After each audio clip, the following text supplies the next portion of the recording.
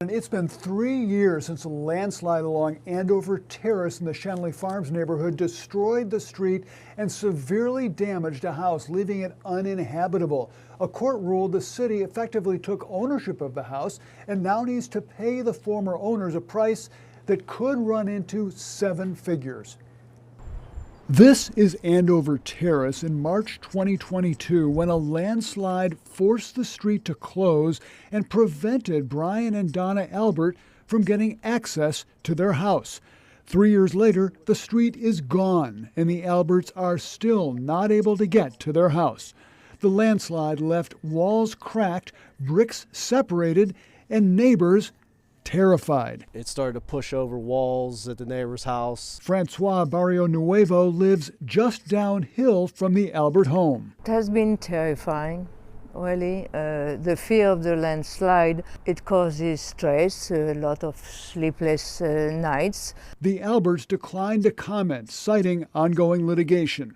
In October, Commonwealth Court ruled the city intentionally blocked access to the Alberts' property, then delayed for many months stabilizing the hillside while it tried to bully the Alberts and other property owners from suing. They sent the case back to Common Pleas Court to determine how much the city owes the Alberts for taking their house. An appraisal found the house was worth $730,000 at the time of the landslide. But attorneys for the Alberts say 3 years' worth of taxes, insurance, mortgage payments, and interest will put the total price at $1 million or more. Action News Investigates asked the city's chief engineer about the case. Why are city taxpayers having to pay close to $1 million to buy a house up there? That's a legal, something that's going through the legal system, so I really can't comment on that either. The whole house is moving. Tom Joyce is a former city employee who oversaw the response to the landslide. This was my project.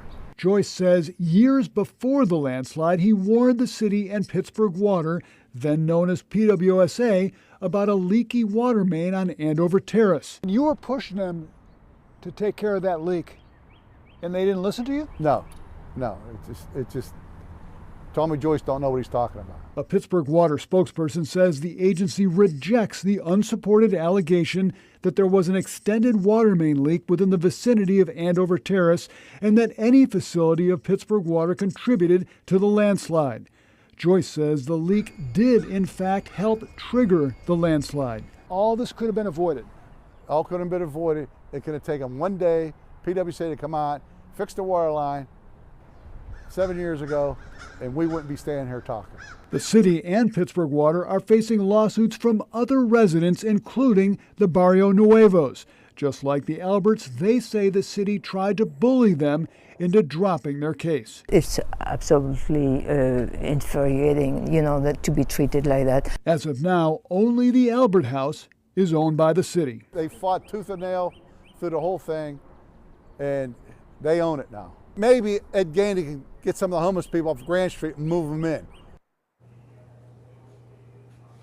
A court hearing will be held in September to begin the process of determining just how much the city will have to pay the Alberts for taking the house. The longer the delay, the higher the price is likely to go. In the newsroom, Paul Van Osdal, Pittsburgh's Action News 4.